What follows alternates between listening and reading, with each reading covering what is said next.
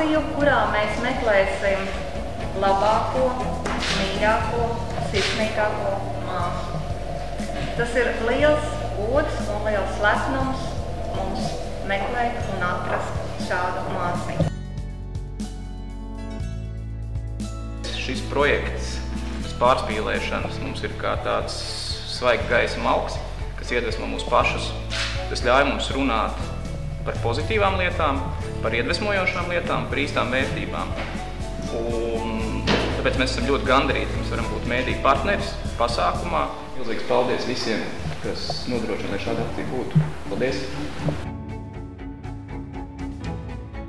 Medicīnas māsa tā ir īpaša profesija. Medicīnas māsai ir īpaša vieta veselības aprūpes sistēmā. Jāpiemīt noteiktām profesionālām īpašībām, pieredzei, zināšanām, un viņai jāpiemīt arī noteiktām cilvēcīgām īpašībām. Sirds siltumam, iejūtībai, pacietībai, iecietībai.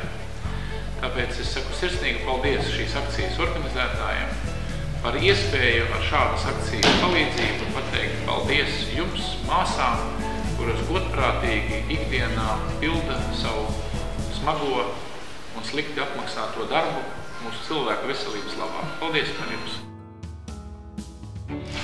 Man ir patiesi prieks piedalīties šī projektā Meklējam sirds māsiņu, un es kā projekta patrones izsaku vislielāko atbalstu un vislielāko cieņu un vislielāko paldies par māsu darbu. Mēs šajā slimnīcā meklēsim sirds māsiņu. Cilvēks, kas ar savu profesionalitāti spēj palīdzēt cilvēkiem grūtā brīdī, spēj atgriezt viņiem dzīvību, spēj atgriezt viņiem cerību uz izceļošanos.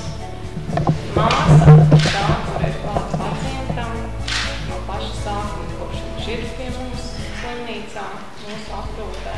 Māsa ir tā, kas palīdz viņam, lai viņš atgūtu veselību, lai viņš atgūtu ticību.